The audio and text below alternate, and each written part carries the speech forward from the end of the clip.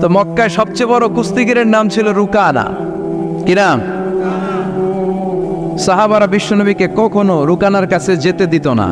সাহাবারা ভাবতো বিশ্বনবী যদি রুকানার দরবারে যায় আর রুকানা যদি বক্সিং মেরে বসে তাহলে বিশ্বনবীর মানিজ্যত নিয়ে টানাটানি। কিন্তু বিশ্বনবী তো শুধু সিলেক্টেড কিছু পার্সোনালিটিদের জন্য নবী হয়ে আসেননি। ওমা আরসালনাকা ইল্লা রাহমাতাল লিল আলামিন, I have sent you as a mercy for the whole world, for the entire universe. ও নবী, আমি আপনাকে গোটা বিশ্বের জন্য রহমত আর বরকত করে পাঠিয়েছি। তো বিশ্বনবী একদিন ফজরের সালাত শেষে লুকিয়ে লুকিয়ে মক্কার সবচেয়ে বড় বক্সার ছিলেন তো তিনি, মক্কার সবচেয়ে বড় বক্সার রুকানার কাছে চলে গেল। যে বলল, রুকানা আসলিম তাসলাম, ইসলাম মানো শান্তিতে থাকবা, দুনিয়ায়ও থাকবা আখিরাতেও থাকবা, সুবহানাল্লাহ পড়েন। রুকানা বলে, না আব্দুল্লাহর বেটা মোহাম্মদ, আমি তো কালিমা পড়বো না, যদি বক্সিং খেলে আমারে হারায় দিতে পারো তাইলে কালিমা পড়ো। বিশ্বনবী বললেন, আমি তো বক্সিং খেলি না রে বাপ। রুকানা বলল, তাহলে আমিও কালেমা পড়ি না। বিশ্বনবী রাজি হলেন। অবশেষে ভাবলেন, আমি বক্সিং খেললে একজন যদি জাহান্নাম থেকে জান্নাতি হয়, বক্সিং খেললে সমস্যা কই? কি রহমতের নবী, কি অ্যাটিটিউড, কি পজিটিভনেস, কি প্রোঅ্যাক্টিভনেস, অলওয়েজ প্রোঅ্যাক্টিভ। সব সময় ইতিবাচক চিন্তা করতেন। নেতিবাচক চিন্তা কারে বলে বিশ্বনবী জানতোই না, সুবহানাল্লাহ পড়েন। বিশ্বনবী রাজি হলেন। এবার বক্সিং খেলার পালা। রুকানা হাফ প্যান্ট পরে গায়ের মধ্যে জাইতুনের তেল মেখে এভাবে লাফাচ্ছে। আপনারা রেসলিং খেলা দেখছেন? তেল মেখে পজিশন নেয় মারার জন্য প্রতিপক্ষকে। তো বিশ্বনবী তার পজিশন নেয় না, বিশ্বনবী দাঁড়িয়ে আছে। রুকানা বলল, মোহাম্মদ, আমি লাফাচ্ছি, তুমি লাফাও না কেন? তুমিও লাফাও। বিশ্বনবী বললেন, না আমি লাফাই না, কারণ আমি সেলাইবিহীন লুঙ্গি পরি। সেলাই ছাড়া লুঙ্গি পরে যদি কেউ লাফায় বাতাসে সতর খুলে যাওয়ার সম্ভাবনা আছে না নাই? কি লাজুক নবী ছিলেন, কেউ বিশ্বনবীর লজ্জাস্থান জীবনেও দেখে নেন। হালিমাতুস সাদিয়ার বাড়িতে যখন বিশ্বনবী থাকতেন, হালিমাতুস সাদিয়া 5 বছর এই কুরাইশি মুহাম্মদ ছেলেটাকে লালন পালন করেছে। হালিমাতুস সাদিয়া বললে, এই 5 বছরের ব্যবধানে কোনোদিন কুরাইশি মুহাম্মদরে কাঁদতে দেখি নাই। ক্ষুধা পেলেও ছেলেটা কাঁদতো না, ব্যথা পেলেও কাঁদতো না, শুধু লজ্জাস্থানের জায়গা থেকে কাপড়টা সরে গেলে শিশু মুহাম্মদ চিৎকার দিয়ে উঠত। এবার মারামারির পালা। রুকানা বলে, মুহাম্মদ তুমি মারো। বিশ্বনবী বললেন, তুই মার, কারণ আমি মারলে ওই মায়ের হজম করার ক্ষমতা তোর নাই। বিশ্বনবীর এক হাতে জান্নাতি 40 জনের শক্তি ঢুকায় দিছে কে? তো বিশ্বনবী মাইট দিলে এটাও হজম করতে পারবে? কথা কন, পারবে না। এখন রুকানাও মারে না, বিশ্বনবীও মারে না, খেলাও শুরু হয় না। এখন বিশ্বনবীও মারে না, রুকানাও মারে না, খেলাও শুরু হয় না। এখন রুকানা বলে, মুহাম্মদ তুমি মারো।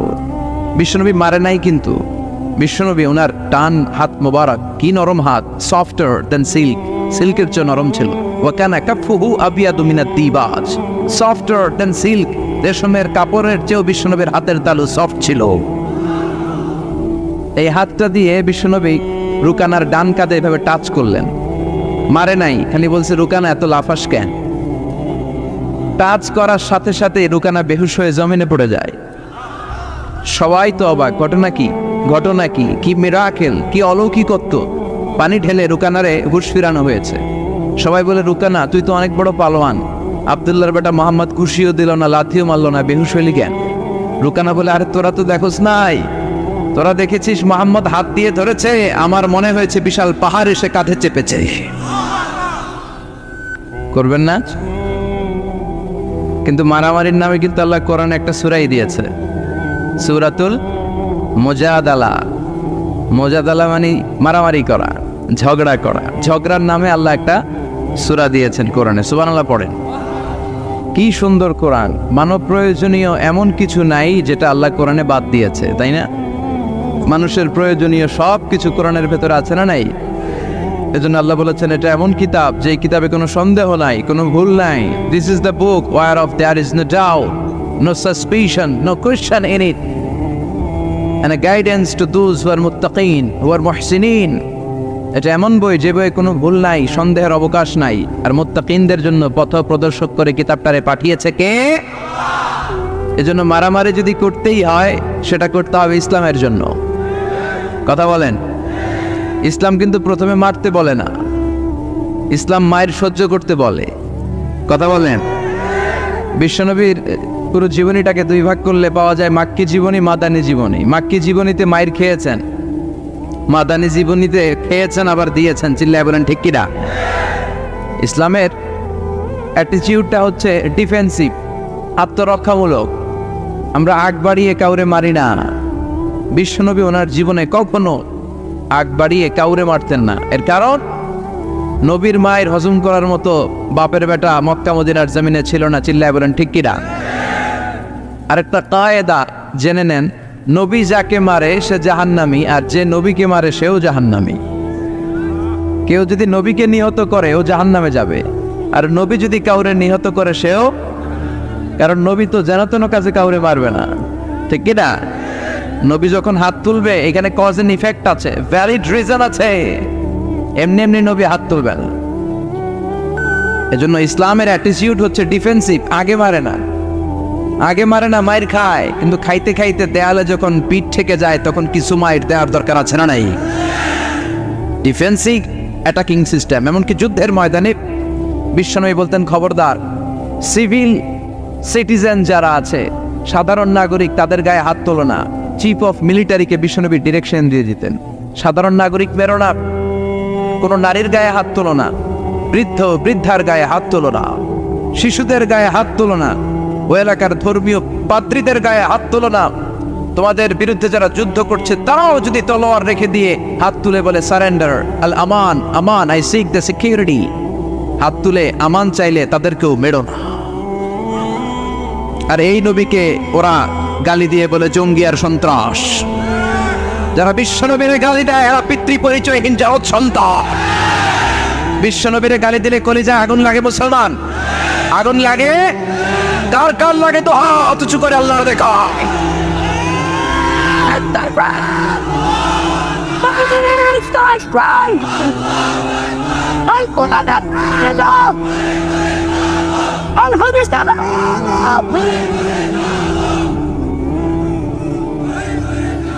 বিশ্বনবীর ভালোবাসা আল্লাহ আমাদের অন্তরে আরো বাড়িয়ে দাও। বিশ্বনবীর ভালোবাসা ছাড়া জান্নাতে যাওয়া যাবে? আল্লাহকে যে পাইতে চায় হযরতকে ভালোবেসে, আরশ কুরসি লৌহ কালাম না চাইতে পেয়েছে সে। হযরতকে ভালোবেসে আরশ কুরসি লৌহ কালাম না চাইতে পেয়েছে সে, ঠিক কি না? গোটা বিশ্বকে ভদ্রতা, নম্রতা, সিভিলাইজেশন, বিনয়, ম্যানার শিখিয়ে গিয়েছেন বিশ্বনবী, ঠিক কিনা? As a father, as a husband, as a teacher, as a commander, as a reformer of the society, as a Messenger, Muhammad is the Superman of the world. স্বামী হিসেবে, বাবা হিসেবে, নেতা হিসেবে, নবী হিসেবে বিশ্বনবী সাধারণ কোনো মানুষ নন, তিনি অসাধারণ মানুষ। বিশ্বনবীর কাজ এটাই ছিল, উনি যেখানে অকল্যাণ দেখতেন, ইসলাম বিরোধী কিছু দেখতেন, কোনো ভুল ভাল নাম দেখতেন, বিশ্বনবী চেঞ্জ করে দিতেন। জোরে কোন সুবহানাল্লাহ। বিশ্বনবী একজনকে জিজ্ঞেস করলো, মাসমুক, তোমার নাম কি? সাহাবী বলল, ইসমি হাসান, ইয়া রাসূলুল্লাহ, আমার নাম হাসান। হাসান মানে হচ্ছে অ্যাংজাইটি, দুশ্চিন্তা। বিশ্বনবী বললেন, অ্যাংজাইটি, দুশ্চিন্তা কি কারো নাম হতে পারে? তোমার নাম আজকে থেকে হাসান নয়, আজ থেকে তোমার নাম সাহাল। সাহাল মানে সহজ, সাহাল মানে কি? হাসান কয়, না ইয়া রাসূলুল্লাহ, আমার বাপ চাচা যেই নাম দিয়েছে ওইটা আমি চেঞ্জ করুম না। নাম চেঞ্জ না করে বাড়িতে চলে গেছে। যাওয়ার পর থেকে ওর দুশ্চিন্তা আর শেষ হয় না। ওর ব্যবসায় দুশ্চিন্তা, ওর ফ্যামিলিতে দুশ্চিন্তা, ওর পেটে ব্যথা, পেট ব্যথা ভালো হয়, মাথা ব্যথা শুরু হয়ে যায়, মাথা ব্যথা ভালো হয়, ডায়রিয়া শুরু হয়ে যায়। একের পর এক দুশ্চিন্তার দাবানল তার উপরে ঢেলে দিচ্ছে কে? সবাই বলে, হাসান, ওই যে নবী তোমার নাম চেঞ্জ করছিল, নাম চেঞ্জ করো নাই, এই জন্যই ঝামেলা, যাও নামটা চেঞ্জ করে আনো। এসে বিশ্বনবীর কাছে ক্ষমা চাইল, ইয়া রাসূলুল্লাহ, আমার হাসান নামের দরকার নাই, আপনি সাহাল দিছিলেন ওইটাই ভালো। বিশ্বনবী বললেন, আজকে থেকে তুমি সাহাল। সাহাল বলে, আমি মরার আগের দিন পর্যন্ত এই সাহাল নামকরণ করার কারণে আমার সব কাজগুলোকে আল্লাহ সাহাল অর্থাৎ সহজ করে দিয়েছেন। জোরে কোন আল্লাহু আকবার। আরেক মহিলাকে বিশ্বনবী বললেন, মাসমুকি, হোয়াটস ইউর নেম, তোমার নাম কি? মহিলা বলল, আমার নাম হলো আসিয়া, মানে অবাধ্য। অবাধ্য আমার নাম। ফেরাউনের বউয়ের নাম ছিল আসিয়া, হামজা দিয়ে, ওইটা আইন দিয়ে নয়। আসিয়া মানে যে অন্যের প্রতি সহানুভূতি দেখায়। আর এই মহিলার নাম ছিল আইন দিয়ে আসিয়া।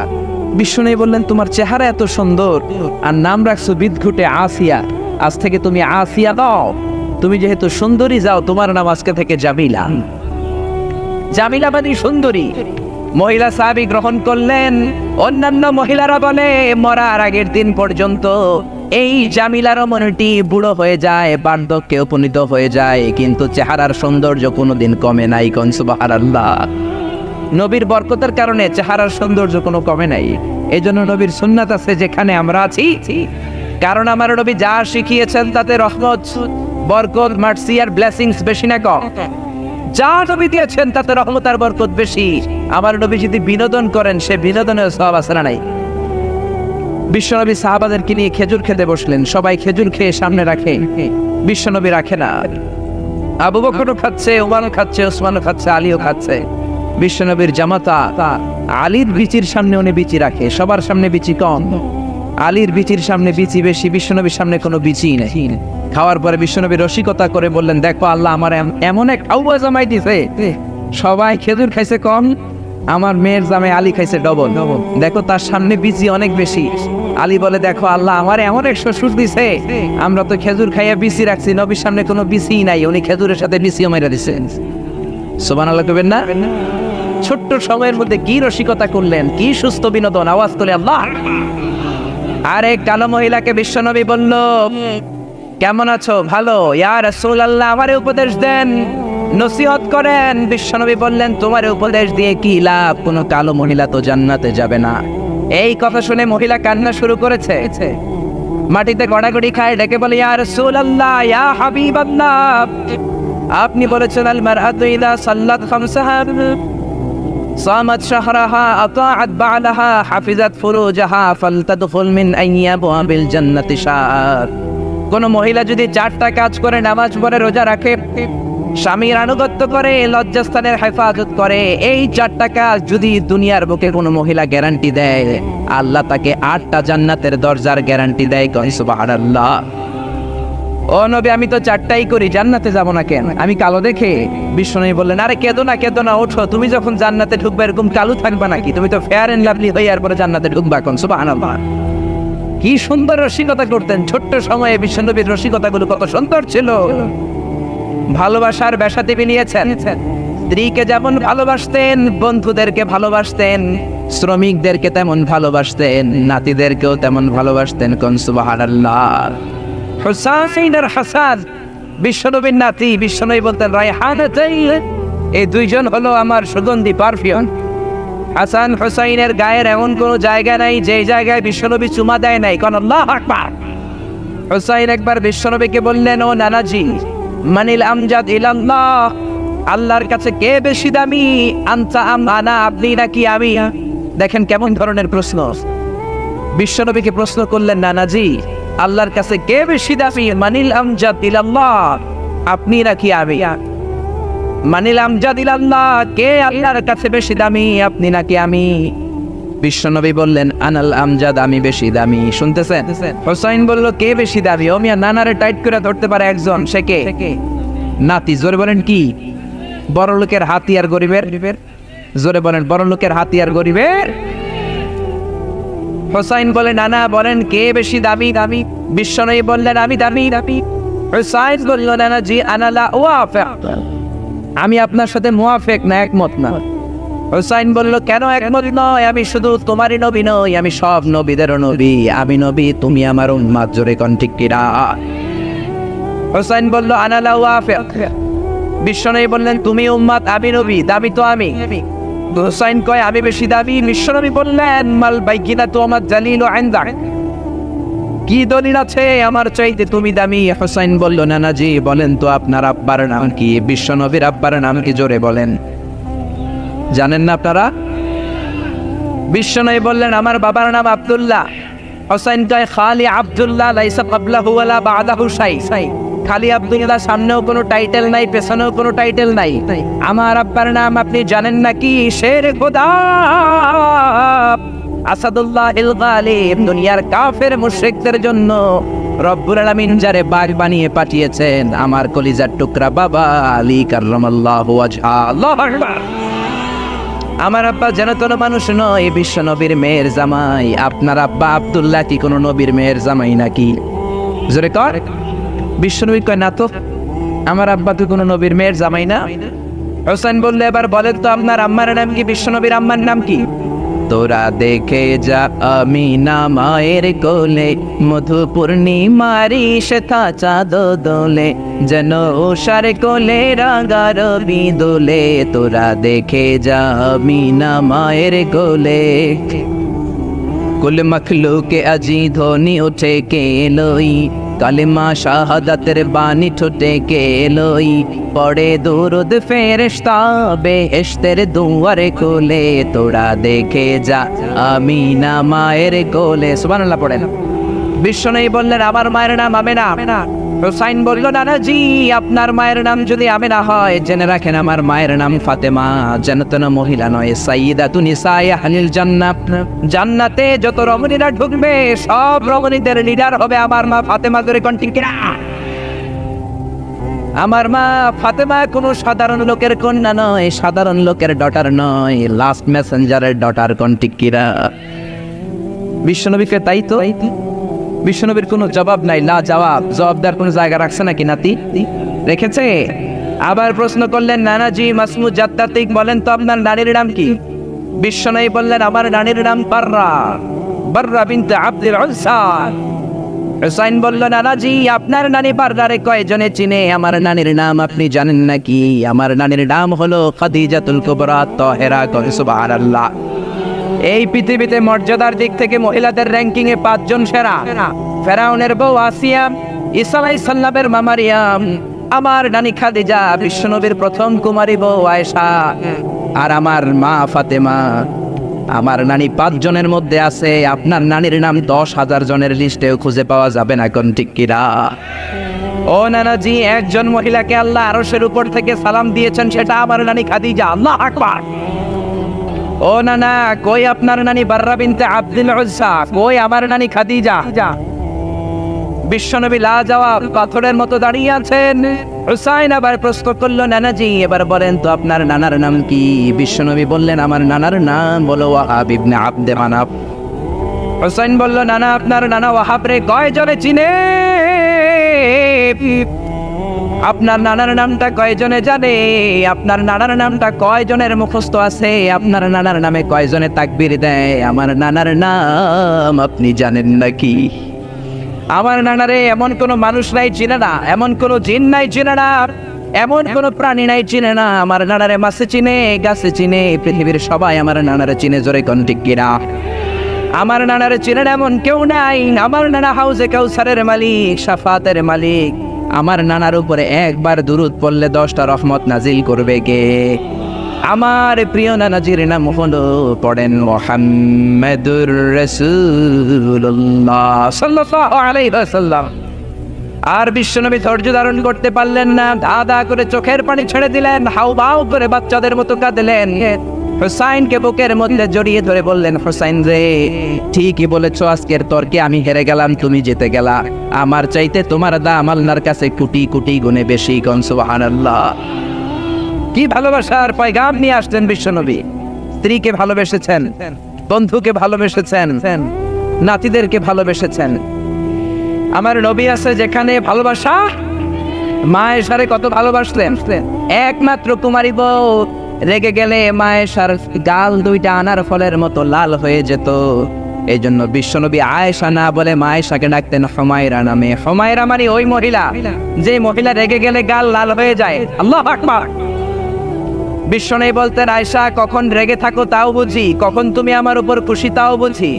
কেমনে বোঝেন? বিশ্বনবী বললেন, তুমি যখন আমার উপর রেগে থাকো মুনাজাতে বলো, মুসা আলাইহিস সালামের আল্লাহ, ইব্রাহিমের আল্লাহ, আপনি আমাদের উপর বরকত নাজিল করেন।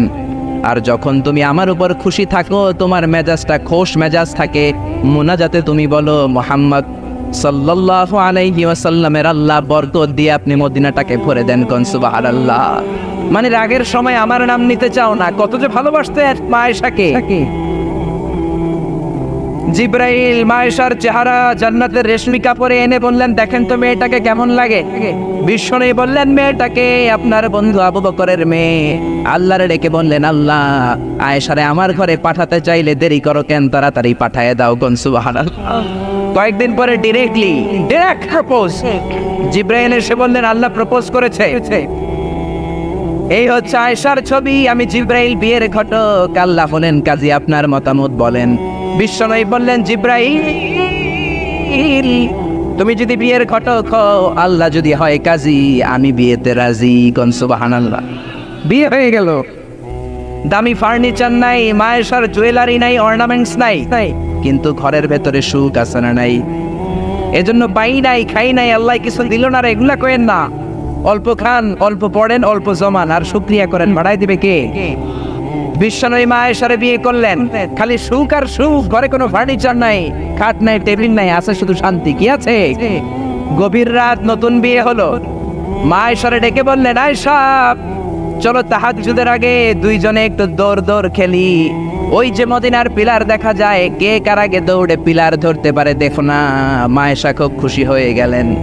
সব বই চায় তার স্বামী একটু রোমান্টিক হোক, তার একটু ভালোবাসুক, একটু মিষ্টি মিষ্টি কথা হোক, জোরে কোন ঠিক কিনা? মায়েশা খুশি, বললেন আমি রাজ। বিশ্বনবী বললেন, ওয়াহিদ ইসনাইনি চালাতা, 1 2 3 দুইজনে দিছে দৌড়। কে কার আগে ধরবে? বিশ্বনবী যদি দৌড়ের মতো দৌড় দেয়, বিশ্বনবীর সাথে কেউ পারে? জোরে কর। আমার নবী ইচ্ছা করে আস্তে দৌড় দিলেন, কারণ বিশ্বনবী বলেছেন, আমার এক হাতের মধ্যে জান্নাতের 40 জনের শক্তি আছে না নাই? বিশ্বনবী আস্তে আস্তে দৌড় দিলেন, মায়েশা জোরসে দৌড় দিলেন, বিশ্বনবী পারেন নাই। মায়েশা মসজিদে নববীর পিলার ধরে ফাস্ট হয়ে গেছে। কোন সুবহানাল্লাহ। লাফাইতে শুরু করছে খুশির চোটে, কাবি ফাস্ট। বিশ্বনবী বললেন, আহসানতি ইয়া হুমায়রা, খুব ভালো করেছো তুমি। চিকন ছিল তো, দিছে দৌড়। তার ঠিক 7 বছর পরের ঘটনা।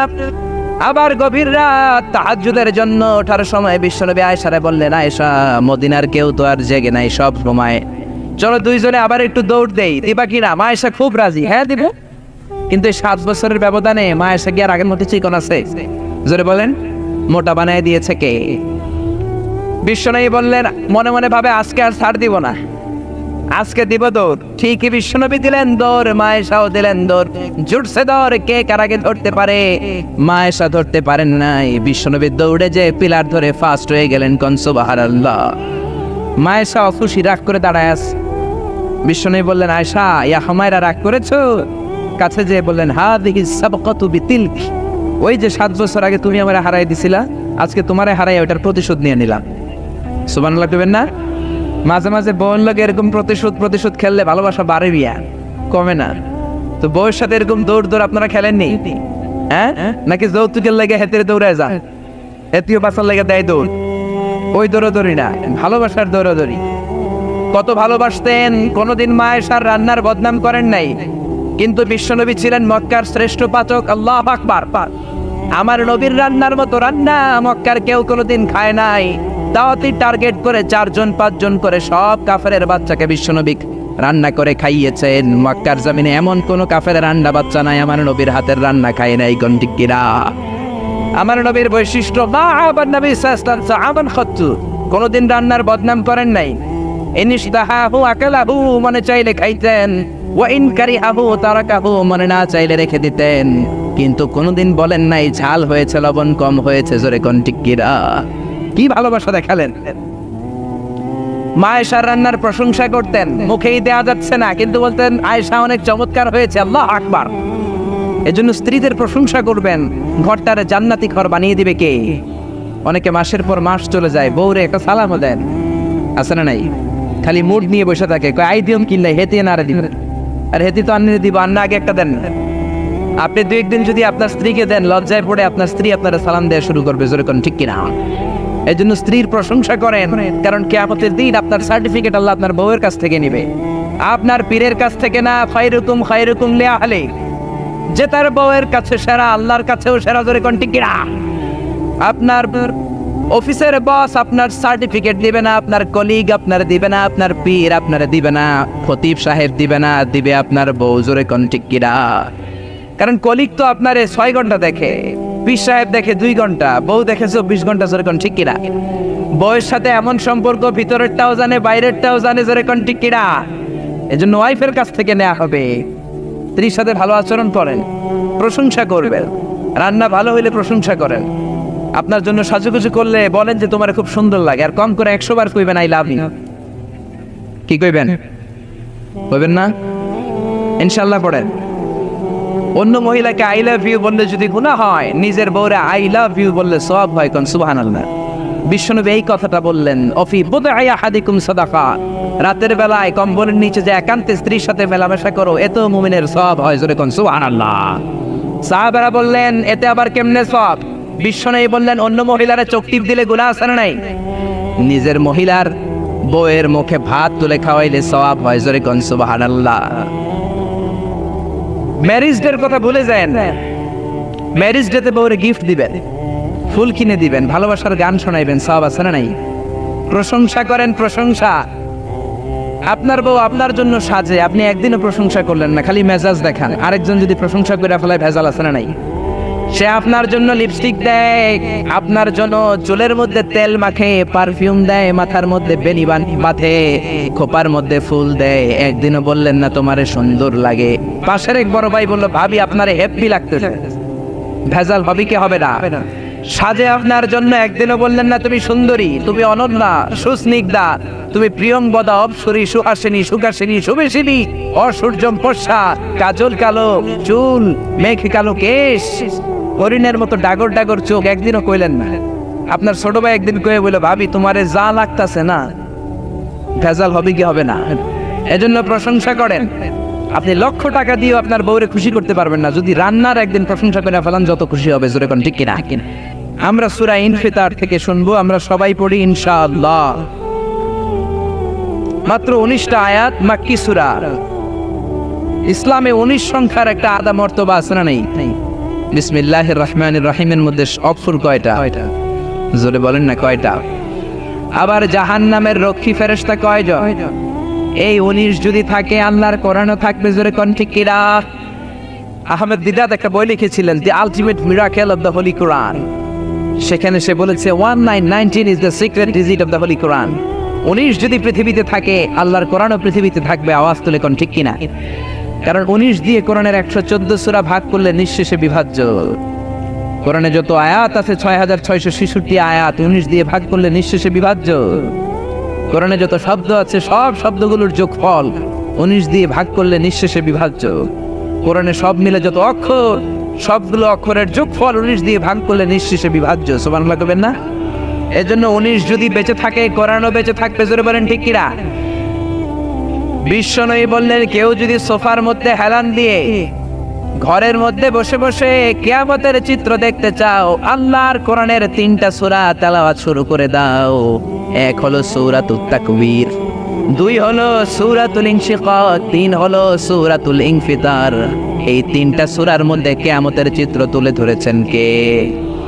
আপনি যদি এই 3 সূরা ঘরে বসে বসে পড়েন, মনে হবে কিয়ামত আপনার সামনে দাঁড়িয়ে গিয়েছে। জোরে করে আল্লাহু আকবার পড়েন সবাই। আউযু বিল্লাহি মিনাশ শাইতানির রাজীম, বিসমিল্লাহির রহমানির রহিম।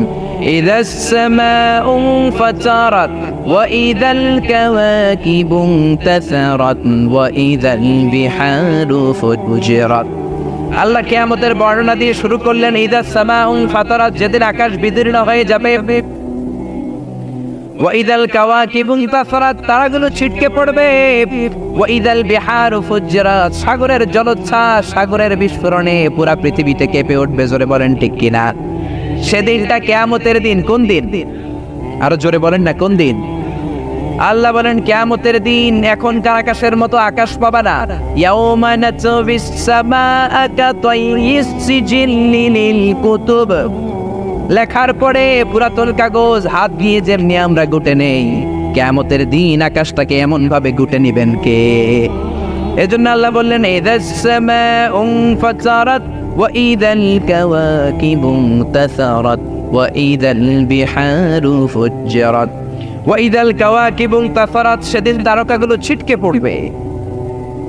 সূর্যের সাথে চন্দ্র লেগে মঙ্গলের সাথে বুধ লেগে, ইউরেনাসের সাথে নেপচুন লেগে, নেপচুনের সাথে প্লুটো লেগে, প্লুটোর সাথে ভালকান লেগে, ভালকানের সাথে এক্স লেগে পুরা পৃথিবীটাকে মেসাকার বানিয়ে দিবেন কে?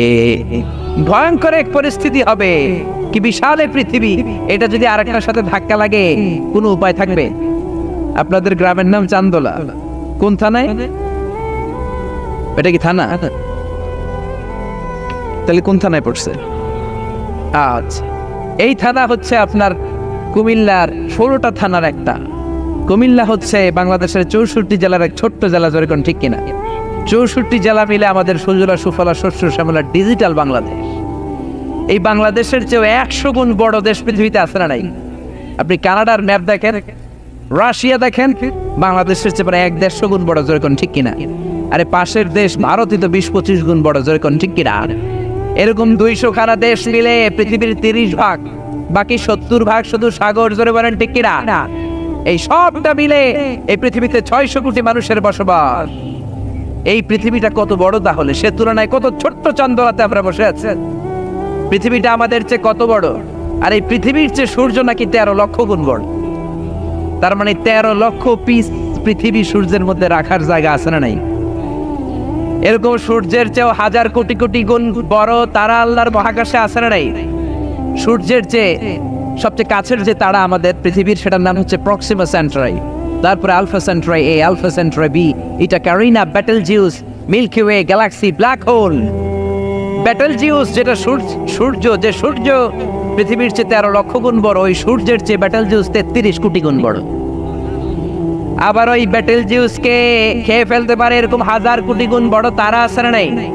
আবার ওই তারকাগুলো ঘুরতে ঘুরতে মহাকাশের সবচেয়ে বড় দৈত্য ব্ল্যাক হোলের রেঞ্জের মধ্যে যদি চলে যায়, ছোট্ট বাচ্চার মুখে চকলেট দিলে বাচ্চা যেমনি চুষে খেয়ে ফেলে, ব্ল্যাক হোলে বিশাল সাইজের তারাগুলোকে চুষে খেয়ে ফেলে। কোন সুবহানাল্লাহ!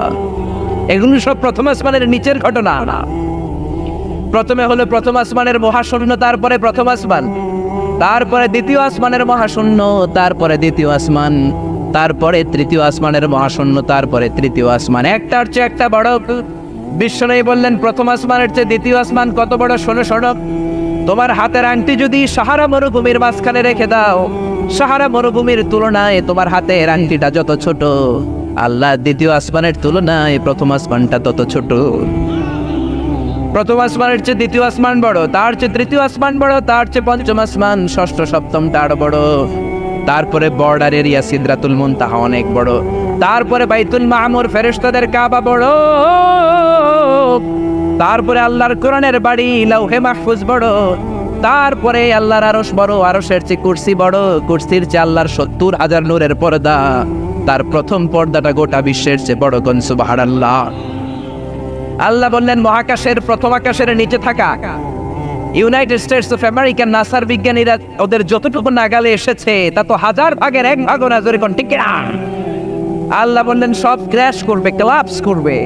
ইদাস সামাউ ফাতারাত ওয়া ইদাল কাওয়াকিবু ইনতাসারাত ওয়া ইদাল বিহারু ফুজ্জিরাত। সেদিন তারাগুলো একটার সাথে আরেকটা লেগে সব ধ্বংস হয়ে যাবে, পৃথিবীর সব বিল্ডিং গুলো আর পাহাড়গুলো ভেঙে যাবে, জোরে কোন ঠিক কিনা? এশিয়া মহাদেশের সবচেয়ে বড় পাহাড় হিমালয়ের পর্বতমালা মাউন্ট এভারেস্ট, 29,035 ফিট উঁচু। আল্লাহ যখন কিয়ামতের ঝাঁকুনি দিবেন, একটা পাহাড়ও কি টিকবে? ইযা যুলজিলাতিল আরদু জিলজালাহা ওয়া আখরাজাতিল আরদু আথকালাহা ইযা রুজ্জাতিল আরদু রাজ্জান ওয়া বুসসাতিল জিবালু বাসসা। আল্লাহ বলেন যখন পৃথিবীকে ভাইব্রেশন করে দিব, কাঁপুনি দিব, এক শেক করব, এক শেকিং এর চোটে পৃথিবীর সব বিল্ডিং গুলো ভেঙে যাবে, সব পাহাড়গুলো দুমড়ে মুচড়ে পড়বে, সব টাওয়ার গুলো আবাসিক এলাকার উপর পড়বে, স্যাটেলাইট একটার সাথে আরেকটা কৃত্রিম উপগ্রহ গুলো লেগে সবাই যোগাযোগ বিচ্ছিন্ন হয়ে যাবে। কোন ঠিক কিনা? মাউন্ট এভারেস্ট ভেঙে যাবে। ইউরোপের সবচেয়ে বড় মাউন্টেন রেঞ্জ হচ্ছে আল্পস মাউন্টেন রেঞ্জ, ভেঙে যাবে। আমেরিকার সবচেয়ে বড় পাহাড় আলাস্কা পর্বতমালা ভেঙে যাবে। আরব দেশের সব চাইতে বড় পাহাড় সিলসিলা তুরে সাইনা, তুর পাহাড়ের মাউন্টেন রেঞ্জ পুরো ভেঙে চুরে তুলার মতো উঠতে থাকবে, জোরে কোন ঠিক কিনা? তিনি গোটা বিশ্বের রব, পালনকারী, নিয়ন্ত্রণকারী। রব কাকে বলে আমি একটু সংক্ষেপে আপনাদের বুঝাই। রব হচ্ছেন তিনি যিনি ফরিয়াদ করার আগে দিয়ে দেয়, চাওয়ার আগে যিনি দিয়ে দেয় তার নাম কি? রব। যার, একটু খেয়াল করে বুঝবেন, যার যখন যেটা যতটুকু প্রয়োজন হয় তাকে তখন সেটা ঠিক ততটুকু চাওয়ার আগেই যিনি দিয়ে দিতে পারে তার নাম রব। এই কাজটাকে আল্লাহ ছাড়া কেউ করতে পারবে? এই যে আমরা আমাদের মায়ের পেটের ভেতরে ছিলাম, ওই মায়ের পেটের ভেতরে যে 8 মাস 9 মাস ছিলাম, কি কি হয়েছিল মনে আছে আপনাদের? কারো মনে নেই? কারোই মনে নেই? আমি তো ভাবছি শুধু আমার মনে নেই, আপনাদের কারো মনে থাকতে পারে। আসলে আমরা স্মৃতির পাতা হাতড়াতে হাতড়াতে কতটুকু ছোটবেলার কথা মনে করতে পারি দেখি। আমি মনে হয় আমার 3 বছর বয়স যখন, ওই সময়কার কিছু স্মৃতি মনে আছে। আপনাদের কার স্মৃতির কি অবস্থা বলেন? 2 বছর বয়স যখন আপনাদের ছিল তখন কি ঘটছিল মনে আছে নাকি? নাই। 1 বছর 6 মাস 2 মাস আর মায়ের পেটের ভেতরে যে ছিলাম কিছুই জানি না, কি যে হয়েছিল, কেমন যে ছিল সেই জগৎটা জানি না। আমরা ছোট্ট একটা স্পার্ম ড্রপ ছিলাম, ছোট্ট শুক্রাণু। আমার মায়ের জরায়ুর দেয়ালে আমরা লেপ্টে ছিলাম কেঁচোর মতো। কেঁচো চিনেন? কেঁচো, বুঝে রক্ত চোষা কেঁচো, জোক। এই জোকের মতো মায়ের জরায়ুর দেয়ালের ভেতরে আমরা লেগেছিলাম। সেখান থেকে ছোট্ট ছোট্ট থেকে আল্লাহ আমাদেরকে বড় করলে, হ্যাঁ, আমরা ওই স্পার্ম ড্রপ থেকে ব্লাড ক্লট, তারপর লিটল ফ্ল্যাশ, আস্তে আস্তে করে এটা একটা ফুল ফর্ম বেবি আমরা হলাম। তো এই যে 9 মাস আমরা ছিলাম মায়ের পেটের ভেতরে, তখন আমাদেরকে খাবারের ব্যবস্থা করেছেন কে? অক্সিজেনের ব্যবস্থা করেছেন কে? পৃথিবীর কেউ কিন্তু তখন আমাদের কাছে খাবার, অক্সিজেন, বাতাস এগুলো পৌঁছানোর সাধ্য কারো ছিল না, তিনি করেছেন। আবার দেখেন, আমি যখন দুনিয়াতে আসলাম তখন আমাকে মায়ের বুকের দুধ খাওয়ানোর ব্যবস্থা আল্লাহ করে দিলে। এখন চিকিৎসকরা বলে যে মায়ের বুকের দুধের ভেতরে টিকা আছে বাচ্চাদের জন্য, ন্যাচারাল টিকা। প্রথম টিকাটা আল্লাহ ফ্রি দেয় আর কি, কিছু টিকা আমাদের কিনা লাগে ফার্মেসি থেকে, আর প্রথম টিকাটা আল্লাহ ফ্রি দিয়ে দেয় মায়ের বুকের দুধের মধ্যে, আল্লাহ সেটা রাখে। তখন আমরা শুধু দুধ খেতাম, মায়ের বুকের দুধ, 6 মাস থেকে 1 বছর 2 বছর। তো আমরা যখন দুনিয়াতে আসার পরে মায়ের বুকের দুধ খেতে শুরু করলাম, তখন আমাদের দাঁত ছিল নাকি? কথা বলেন, দাঁত ছিল না। এর কারণ দুধ চুষে খেতে কি দাঁত লাগে? লাগে না। সো দাঁত লাগে না, আল্লাহ দাঁত দেয়ও নি। এরপর যখন বয়স বাড়তে শুরু করলো, 2, 3, 4, 5, 6 বড় হতে লাগলাম, এখন আর দুধ খেলে চলে না, এখন আমাকে গোশত খেতে হয়, মাছ খেতে হয়, হাড্ডি চিবুতে হয়, এখন দাঁতের দরকার আছে না? ঠিক তখন যে দাঁত লাগবে, ওই দাঁত পাওয়ার জন্য আমরা অ্যাপ্লিকেশন করছিলাম আল্লাহর কাছে, তাই না? ফর্ম পূরণ করেছিলাম? করিনি।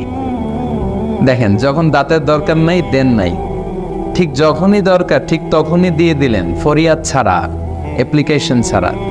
যার যখন যেটা ঠিক যতটুকু যে পরিমাণে লাগে তাকে তখন সেটা ঠিক ততটুকু সে পরিমাণে যিনি ফরিয়াদ করার আগে, চাওয়ার আগে দিয়ে দিতে পারেন, তার নাম রব। আজকে থেকে মনে থাকবে রব কি? আলহামদুলিল্লাহ রাব্বিল আলামিন। সকল প্রশংসা ওই আল্লাহ যিনি হচ্ছেন রব্বিল আলামিন। এগুলো এতটা ব্যাখ্যার দাবি রেখে আমি 2 ঘন্টা রবের ব্যাখ্যা করে শেষ করা যাবে না। রব, আমি খুব সংক্ষেপে শুধু অর্থ বলবো 7 মিনিটে। তিনি হচ্ছেন রব্বিল আলামিন, গোটা বিশ্বের নিয়ন্ত্রণকারী। তিনি রব, তিনি সবাইকে লালন পালন করে। শুধু আমাদেরকে যে করে তা না, জিন জাতিকে রিজিক দেয় কে? এই যে পাখিগুলো রিজিক দেয় কে? আমি তো এই যে এখানে দেখলাম যে কিছু গাছের মধ্যে বোধহয় বাদুর আছে অনেক, তাই না? বাদুরগুলো রাতে বের হয়, সারাদিন পা ঝুলিয়ে ঘুমায় থাকে আর কি। এই বাদুরগুলাকে খাবারের ব্যবস্থা করে কে? পাখিগুলো দেখবেন সকালবেলা ক্ষুধা পেটে কিচির মিচির করতে করতে বের হয়ে যায়, একটা পাখিও জানে না যে কোত্থেকে যে খাবে।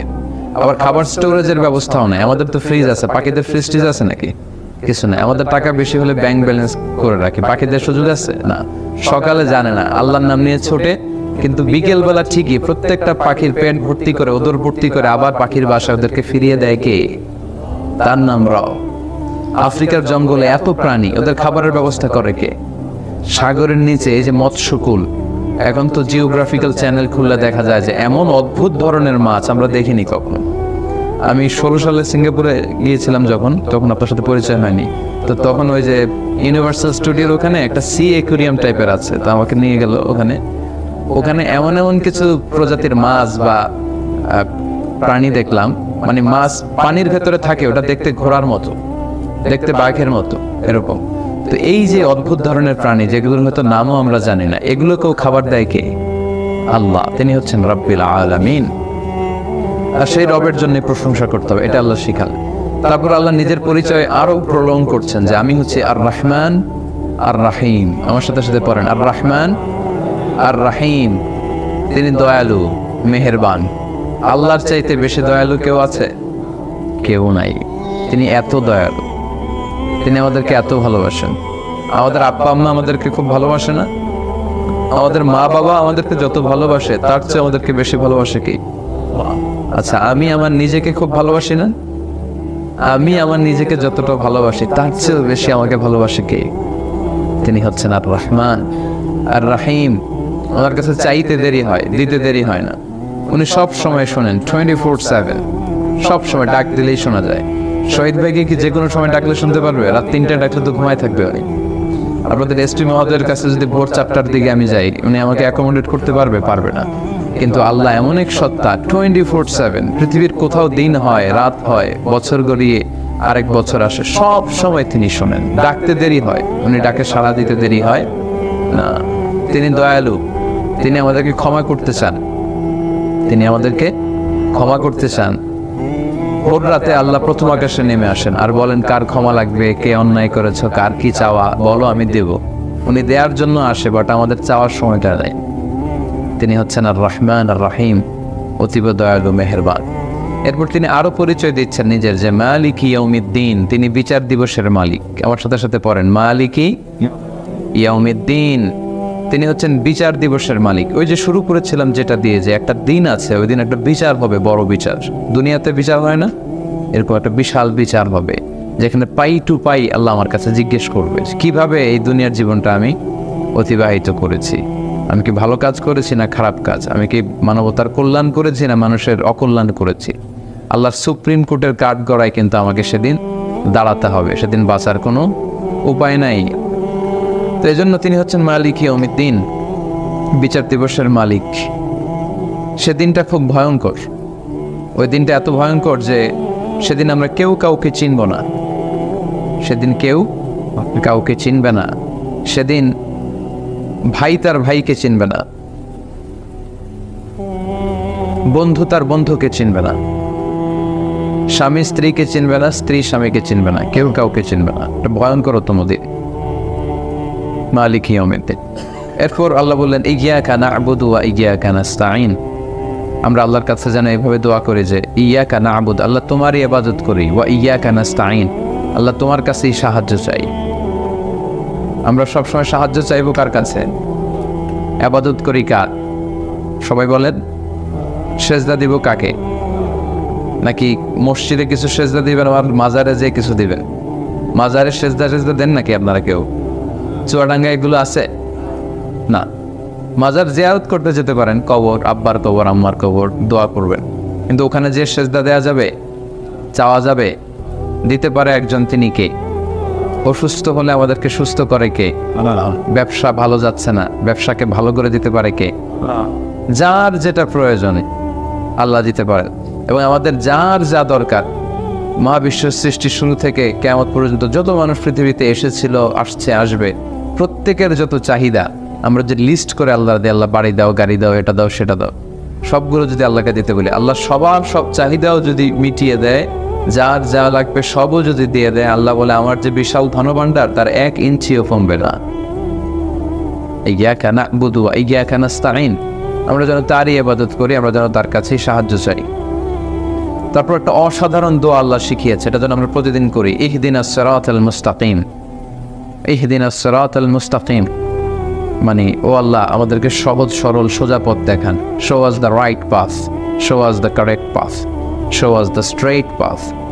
সিরাতুল মুস্তাকিমটা সোজা, ডানে বায়ে যাওয়ার কোনো সুযোগ নেই। এই পথে যদি আমরা উঠে যাই, এই পথ চলা শুরু হয় দুনিয়াতে আর শেষ হয়ে যাবে জান্নাতুল ফেরদাউসে। এটা অনেক দামি দোয়া, অনেকে দোয়া খুঁজে পায় না। যারা দোয়া খুঁজে পান না তাদেরকে আমি বলবো এই দোয়াটা করবেন, এই দোয়াটাই না, ইহদিনাস সিরাতাল মুস্তাকিম। তারপর আল্লাহ বললেন এই পথটা কেমন? সিরাতাল্লাযীনা আন'আমতা আলাইহিম, এটা এমন পথ যে পথে আল্লাহ রহমত বরকত দিয়েছে খুব বেশি। এবং কোরআনের অন্য আয়াতে আল্লাহ বলেছেন যে রহমত বরকত দিয়েছেন 4টা পথে। কয়টা? এক হচ্ছে নাবিগিন, দুই হচ্ছে সিদ্দিকিন, তিন হচ্ছে সোহাদা, চার হচ্ছে সলিহিন। আমার সাথে সাথে পড়েন, নাবিগিন, সিদ্দিকিন, সোহাদা, সলিহিন। এরা পৃথিবীর শ্রেষ্ঠ সন্তান, এদের পথ মত এটাই শ্রেষ্ঠ পথ মত। নবীদের চেয়ে শ্রেষ্ঠ মানুষ পৃথিবীতে হয়? সিদ্দিক, যারা সত্য প্রকাশে সত্য গ্রহণে আপসহীন, সত্যবাদী, তাদের পথ শ্রেষ্ঠ পথ। সোহাদা, যারা আল্লাহ রাস্তায় শহীদ হয়, তারা শ্রেষ্ঠ। সলিহীন, যারা নেককার সৎকর্ম করে, শ্রেষ্ঠ। তা আমরা আল্লাহর কাছে এই চারটা পথ চাই, এই চার পথে আমরা থাকতে চাই। আর দুটি পথে আমরা কখনো যাব না, সেটা আল্লাহ আমাদের শিখিয়ে দিলেন যে গায়রিল মাগদুবি আলাইহিম ওয়ালাদ-দাল্লিন। দুই পথে যাওয়া যাবে না। গায়রিল মাগদুব মানে ইহুদিদের পথ, আরেকটা হচ্ছে ওয়ালাদ-দাল্লিন, নাসারাদের পথ। ইহুদি নাসারা তারাও আল্লাহর কিতাব পেয়েছিল, কিন্তু তারা ভ্রষ্ট হয়েছে, তারা তাদের নবীদেরকে হত্যা করেছে এবং তারা শিরক করেছে। যেমন ইহুদিরা বলে উযাইর আলাইহিস সালাম আল্লাহর ছেলে, নাউজুবিল্লাহ পড়বেন না? খ্রিস্টানরা বলে ঈসা আলাইহিস সালাম আল্লাহর ছেলে, মারিয়াম আলাইহাস সালাম উনি নাকি আল্লাহর স্ত্রী, আর বলে যে ফেরেশতারা হচ্ছে আল্লাহর মেয়ে। কি অদ্ভুত ন্যারেটিভ! আমরা বলি না, এগুলো আমরা বিশ্বাস করি না। আমরা বলি কুল হুয়াল্লাহু আহাদ, আল্লাহ হচ্ছেন এক এবং একক, তার কোনো শরিক নেই।